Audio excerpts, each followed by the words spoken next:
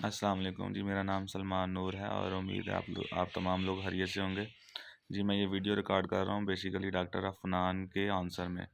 उन्होंने कल pharma industry के हवाले से काफ़ी घटिया वर्ड यूज़ किए हैं। तो मैं उन्हें ये बताना चाहूँगा कि आपको अल्लाह पाक ने इज़्ज़त दी हुई है। आप एक फ़ेमस पर्सनैलिटी हैं। आप यूट्यूब पे और दूसरे सोशल मीडिया पे काफ़ी फ़ेमस हैं और लोग आपको सुनते हैं। तो आपको ये बात बिल्कुल सूट नहीं करती कि आप किसी भी फ़ील्ड के हवाले से इस तरह के घटिया वर्ड यूज़ करें। और आप एक पेशे से डॉक्टर भी हैं, तो डॉक्टर होने के नाते आपके ऊपर मज़ीद रिस्पॉन्सिबिलिटी बन जाती है कि आप अपने पढ़े लिखे होने का सबूत भी दें। तो मैं फार्मा इंडस्ट्री के हवाले से बताना चाहूँगा अपने तमाम अज़ीज़ों को कि ये जो इंडस्ट्री है, ये एक तो पढ़े लिखे लोगों की इंडस्ट्री है। इसमें कोई भी अंडर ग्रेजुएट तो एंटर हो नहीं सकता। इसमें मिनिमम जो क्राइटेरिया है वो ग्रेजुएशन जो है वो उसको मीट करना होता है। तो इसमें जो जॉइनिंग पे आपको जो सैलरी मिलती है वो पाकिस्तान के रूल्स के मुताबिक तो 32,000 अभी जुलाई में 2023 में जुलाई में जो लेबर लॉ के अकॉर्डिंगली जो सैलरी है वो 32,000 है। लेकिन मैंने बहुत सारी ऐसी कंपनीज़ को जानता हूँ जो कि 32,000 से ज़्यादा ही ग्रास पैकेजेस देती हैं और उसके ऊपर अ, तमाम कंपनीज़ इस चीज़ को रियलाइज़ करती हैं और वो ना सिर्फ रियलाइज़ करती हैं बल्कि लोगों को सपोर्ट भी करती हैं फ्यूल एक्सपेंसेस की मद में। तो ऑलमोस्ट को 12,000 15,000 या 20,000 बहुत सारी कंपनीज हैं 25,000 भी फ्यूल की मद में जो है ना वो 35,000 के ऊपर जो है ना वो आपको एक्सपेंस दे रहे होते हैं। और उसके ऊपर फिर तमाम कंपनीज इंसेंटिव भी दे रही होती हैं क्योंकि ये मार्केटिंग एंड सेल की जॉब है। तो उसके ऊपर फिर इंसेंटिव भी लोगों के बन रहे होते हैं। हमें ऑन एवरेज तमाम लोगों के को 30,000 20,000 15,000 पर मंथ जो है वो इंसेंटिव भी जो है ना वो बन रहा होता है। तो अगर ये तो जो पैकेज है वो 35,000 का पैकेज होता है। उसके ऊपर एक फ्यूल के एक्सपेंसेस कंपनीज देती हैं। उसके ऊपर फिर इंसेंटिव अलग से होता है और उसके ऊपर कंपनीज जो है वो बहुत सारी कंपनीज को मैं जानता हूँ कि वो एनुअल जो है वो प्रॉफिट भी शेयर करती हैं अपने एम्प्लॉयज़ के साथ। जो कि हर कंपनी का अलग अलग रेशो होती है। कोई 1 लाख रुपए कर रही होती है, कोई 60,000, कोई 70,000, कोई 80,000, कोई 90,000। तो इस तरह डिफरेंट जो है वो कंपनीज प्रॉफिट शेयर भी कर रही होती हैं। इसके अलावा जब बंदा इस जॉब में एंटर हो जाता है तो उसी बंदे की ट्रेनिंग के ऊपर कंपनीज 5 स्टार होटल्स में ट्रेनिंग्स हो रही होती हैं। उसके ऊपर बहुत सारे एक्सपेंसेस आ रहे होते हैं और वो ट्रेनिंग्स ऐसा नहीं है कि उसके बेस स्टेशन जहाँ का वो रिहायशी है वहाँ पे ट्रेनिंग हो रही होती है। वो डिफरेंट सिटीज़ में हो रही होती हैं जैसे कराची, लाहौर, इस्लामाबाद, इस तरह के बड़े सिटीज़ जो हैं वहाँ पे इनकी ट्रेनिंग्स भी हो रही होती हैं फार्मा इंडस्ट्री के लोगों की।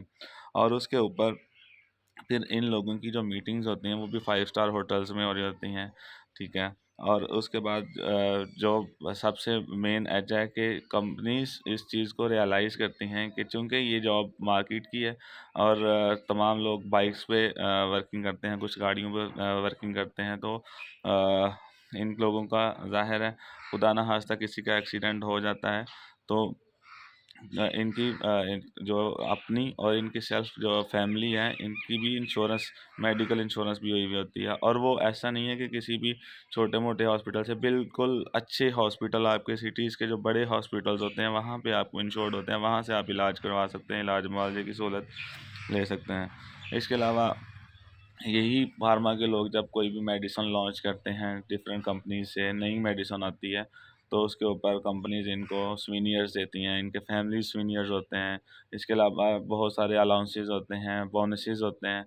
तो ये सारी फार्मा इंडस्ट्री के जो बेनिफिट हैं इसकी बात किसने करनी थी? डॉक्टर अफनान नूर, आपने ही तो इसको ऑन करना था। आपने तमाम वो चीज़ें वो बातें की हैं जो कि तज़हीक आमेज़ हैं, जो कि इस चीज़ फील्ड की रियलाइज़ेशन नहीं है। क्योंकि बेसिकली जो आपने साथ बंदा बिठाया हुआ था 27 साल पुराना, वो या तो उसने अपने आप को इस तरह डेवलप नहीं किया या तो फिर वो वर्किंग नहीं करता रहा या पता नहीं उसके कहाँ पे रिलेशन है कि आज उसको 27 साल के बाद एक जॉब ढूँढने में बड़ी परेशानी का सामना है। तो एक और चीज़ मैं बताता चलूँ कि अगर उसको 27 साल बाद जॉब नहीं मिल रही तो उसको डेफ़िनेटली इस फ़ील्ड को जो है ना वो रिज़ाइन कर देना चाहिए। क्योंकि मैं ये समझता हूँ कि जो हमारी पाकिस्तान समेत पूरी दुनिया में जो मोतबर तरीन जो शोबा है वो टीचर्स का है। और टीचर भी 20 ईयर के बाद जो है वो रिटायर्ड हो जाते हैं। तो उसके बाद मैं समझता हूँ डॉक्टर्स हैं, तो डॉक्टर्स भी तमाम इंस्टीट्यूट में से 20 ईयर के बाद रिटायर्ड हो जाते हैं। तो डेफिनेटली अब आपकी एज हो जाती है, तो ये तो एक प्राइवेट सेक्टर है, तो इस प्राइवेट सेक्टर में तो डेफिनेटली आपको जो है वो रिटायर्ड लाइफ की तरफ जाना चाहिए। जब आपसे नहीं आपकी उम्र ढल रही है, आप डिक्लाइनिंग फेज में जा रहे हैं, तो डेफिनेटली आपको जो है वो रिटायर्ड हो जाना चाहिए। ऑल्दो कि मैं बहुत सारे ऐसे लोगों को जानता हूँ जो 27 ईयर के बाद बहुत बहुत अच्छी अच्छी पोस्टेज पे जा चुके हैं। अच्छा, इसके हवाले से मैं मज़ीद आपसे डिस्कस करना चाहूँगा कि पाकिस्तान में टोटल 800 के करीब जो हैं वो कंपनीज़ हैं फार्मा की, और जो कि पाकिस्तान की टोटल डिमांड को जो मीट करती हैं वो 90% जो है वो नेशनल कंपनीज़ हैं, और 10% जो है वो मल्टीनेशनल कंपनीज़ हैं। और जो 713 मिलियन डॉलर की जो एक्सपोर्ट है वो मेडिसन फार्मा सेक्टर जो है वो कर रहा है, जो कि 51,9600 मिलियन टन मैट्रिक टन जो है वो एक्सपोर्ट मेडिसिन कर रही हैं। तो जो पाकिस्तान की इंडस्ट्री में या पाकिस्तान में जो इसका रोल है वो 3.2 बिलियन डॉलर है।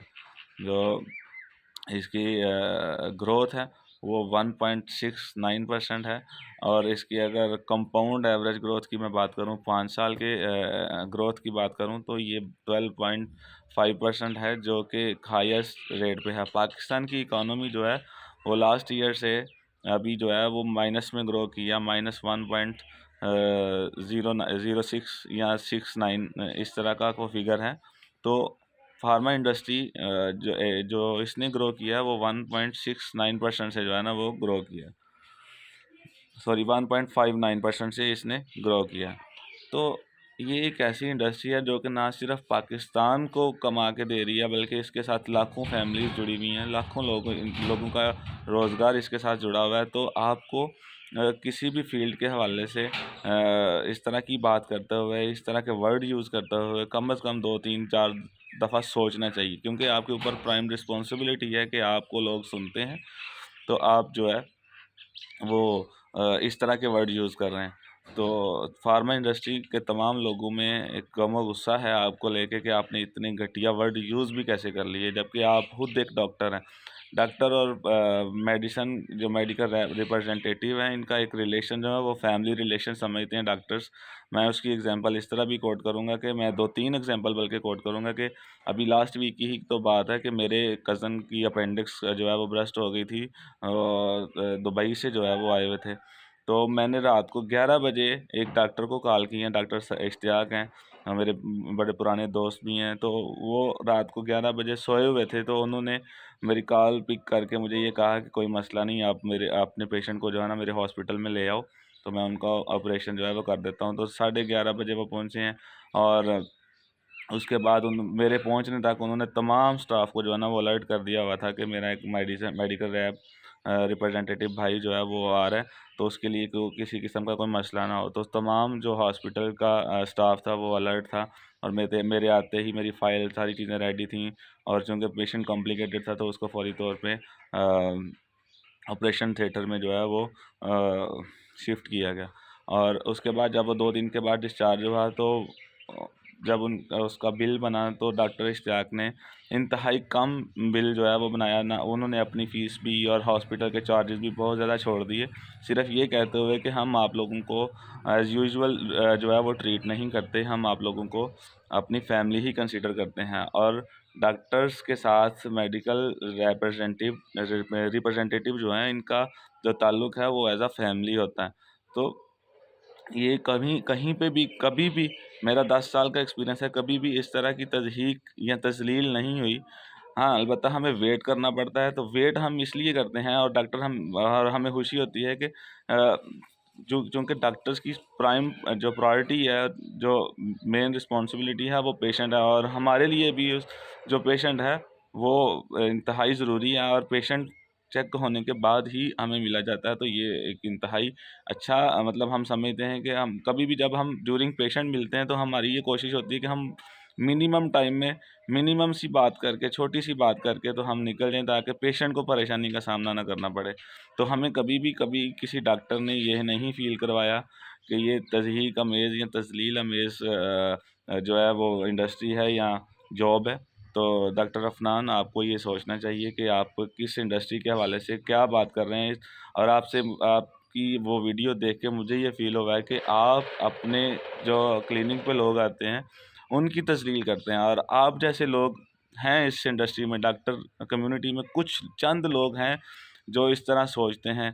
तो बड़ी माज़रत कि आप जैसे लोग जो है ना वो इस इंडस्ट्री में हैं या इस फील्ड में हैं, कि जो डॉक्टर होते हुए इस तरह का किसी भी फील्ड के बारे में सोचते हैं, जबकि ये एक फैमिली रिलेशन समझा जाता है। तो जो आपने अपने साथ बंदा बिठाया हुआ है, मुझे उसके हवाले से भी इंतहाई दुख है कि वो आपके पास आपकी गोद में आके बैठ के वो इस तरह की बात कर रहा है कि एक इंतहाई नेगेटिव इंसान के पास आके बैठ के तो वो इस तरह की बात कर रहा है कि जी मुझे 27 साल बाद कोई ऑन नहीं कर रहा। तो भाई, कोई भी इंडस्ट्री है, कोई भी प्राइवेट सेक्टर है, तो वो 27 साल बाद तो किसी को भी ऑन नहीं करेगी डेफिनेटली।